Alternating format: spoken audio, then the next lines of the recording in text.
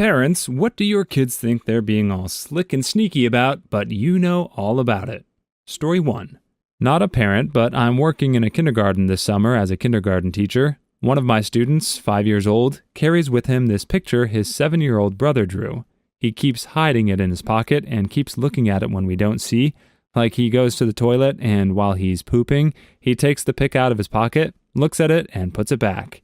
When he has naps, he hides it under his pillow and looks at it when we don't see. This is the first time his big brother is not in the kindergarten with him because he's at the preschool.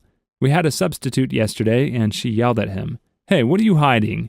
I quickly stepped in and told her not to address it. They don't have the most stable home life, so that might be why he's so attached to his brother. Story 2. I thought I was so sneaky in high school, I would come home at curfew, run the water in the bathroom a bit, flush the toilet, and then turn my radio on low. I slept with it on, and then sneak out my bedroom window. My bedroom faced the front of the house and was on the ground floor. I did this so much that my window screen wouldn't fit properly and kept falling off. Every time it fell off, I told my parents that the wind must have ripped it off during the night. Mom bought my story. When I was in my 30s, my dad told me he used to get up and watch me from the front window as I ran down the street and got back into my friend's car. When I asked him why he never busted me, he said, "You were an A average student and you never got brought home by the cops. If you had been, you would have been grounded until you were 35. I'm so not sneaky. This story is hilarious. I could totally picture you thinking you were so slick and getting away with something, only to find out that your dad was onto you the whole time. It's like something out of a sitcom. And I love that your dad's reasoning for not busting you was based on your grades and lack of police involvement. Story 3. My son's bedroom recently moved to the basement of our small 2-story house. He thinks he's being sneaky by watching the television down there late at night, or when he wakes up to go to the bathroom, even turns it down really low and stuff. What he doesn't realize is that there's a vent right above the TV, which my room is directly above, and the connecting vent is right next to my bed. It's woken me up from a dead sleep twice now, and even with the sound down like he has it, it kind of echoes. I thought about confronting him, but his summer just started and he's worked hard to improve his grades all year. At 10, if that's the worst thing he's doing, I'll let it slide. Concoct a reason for him to figure this out on his own before puberty hits. Just when you think you've got a handle on everything, your sneaky little offspring finds a new way to keep you on your toes. But at least it's nothing too scandalous, right? Seriously, that vent situation is no joke. I can only imagine the muffled echoes of SpongeBob SquarePants or whatever show he's watching. It's like a subterranean lullaby designed to keep you awake all night. But it sounds like you've got a plan. Story 4. I was the sneaky kid. When I was around 8 years old, I wanted to get glasses to look cool. I came up as a nerd since childhood. The problem is that I had perfect vision. So I faked a bad vision and would constantly complain of headaches and that I couldn't see what the teacher would write on the blackboard. All fake. My mother took me to an ophthalmologist and they got me fake glasses without any diopters, and all my problems were gone. Until this day, I have no idea how they knew. I thought I was doing great on my deception. Of course, I did not like to actually use the glasses, and I dropped them eventually, claiming that I was miraculously cured. Oh man, I can totally relate to this. I was also a nerdy kid who wanted to look cool with glasses, but unfortunately I had perfect vision too. And let's be real, glasses are basically the universal symbol of coolness. So I commend your 8-year-old self for trying to make it happen, even if it was through some sneaky deception. Story 5. I'm a parent, but my kiddo hasn't tried to be really sneaky yet, so I'll share my own misguided shenanigans.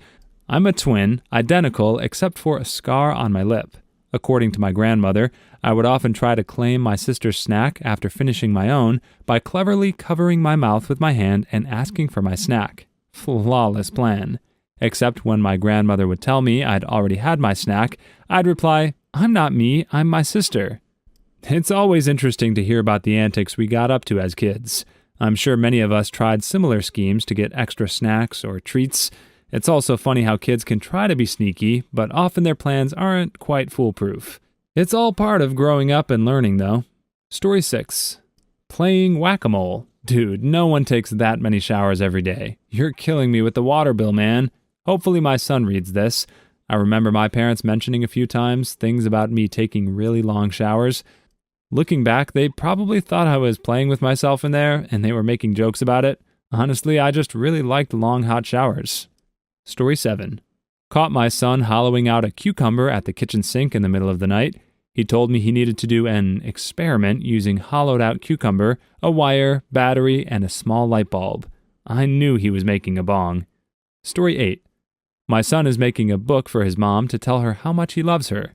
He's still pretty young and just learning to read and write, so slowly, like over the course of the last few weeks, he'll bring a book up to an adult and ask them to help him read, and then ask randomly, "Is the word amazing on this page? Where?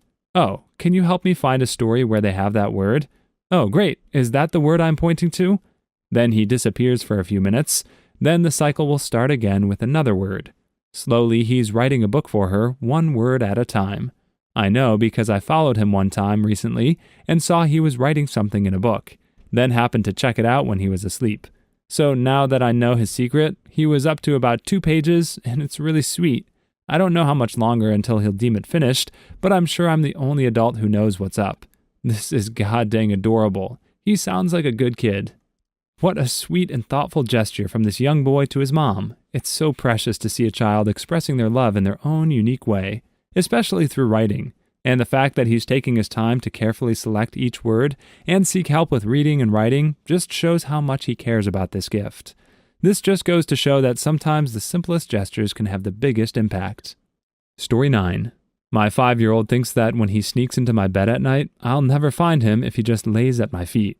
My dad knew I wanted to sleep at night with him all the time, but I wanted to be a big boy and not say it out loud. So he would say, "Man, I was happy you were there last night with me, as I would have been scared alone." And I would immediately respond, "Oh, really? I can be with you tonight as well if you want." Even though I'm 34 now, I still remember I slept with a smile with my head on his arm and him wrapping me with his other arm. Good times. It's understandable for children to want to be close to their parents at night, especially if they're feeling scared or vulnerable, and it's great to see how this dad was able to create a safe and welcoming environment for his son to express his desires without feeling ashamed or embarrassed. The memories of these moments will surely be cherished for a lifetime. Story 10.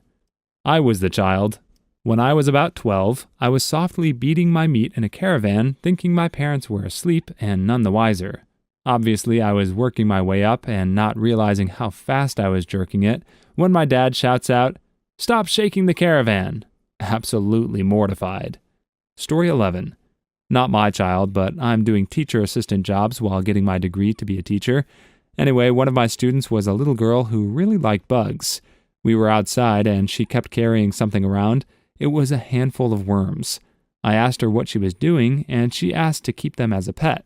So I have to tell her we can't, and she gets upset, stomps over to a bench and sits down, arms crossed and pouting. Around time to come back inside, I'm lining everyone up and she's beaming, happy as a clam.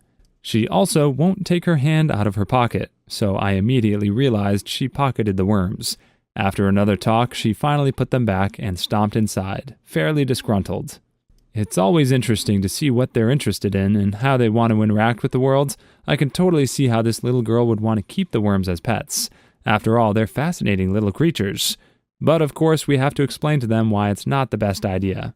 It's great that you were able to talk to her and help her understand why it's important to leave the worms outside. Story 12. My kids just finished a week of ninja-themed day camp, and I guess part of it involved learning how to set small booby traps because I saw my older son, 8 years old, head upstairs with the step stool. His dad said, "What do you need, kiddo? What's the step stool for?" "Oh, nothing." 5 minutes later, I walked upstairs to use the bathroom and saw him carefully positioning a stuffed animal on top of a slightly ajar door to the master bedroom. I studiously ignored it. Story 13. In high school, my girlfriend's middle school-aged brother would walk to the bathroom next to the living room where the rest of us were and sniffle and announce, "Oh man, my nose is really runny today," and grab some tissues to take to his room. Everyone knew he was going back to his room to beat off. If he would just go to the bathroom and put some in his pocket, nobody would have a clue. My nose is really runny. Audible bed squeaking noises. Story 14. My adult son recently admitted that all those headaches he had in middle school weren't really headaches. He just had a lot of issues with school and didn't want to go. He apologized for lying. I asked if he ever noticed that I always let him stay home and often took us out to lunch when he miraculously felt better after the bus left. As long as he kept his grades at a tolerable level, I knew what he needed was a mental health day, not a sick day. I did take him to the doctor to rule out anything serious, but when it became apparent that his problem was likely stress, I just tried to de-stress his life as much as I could and find non-school things he could do to make friends. You're a good mom. It can be tough for kids to express their struggles, especially when it comes to school-related stress, but it sounds like you had a great approach to helping your son without pushing him too hard. Mental health days are just as important as physical health days, and it's wonderful that you recognize that. Your son must feel relieved to have finally shared the truth with you and to know that you were always there to support him. Story 15. I bought my kids their own DSs. Sometimes they come downstairs really tired, saying something like, "Yeah, I didn't sleep well last night." I just look at them like, I've literally used that exact same excuse when playing my Game Boy.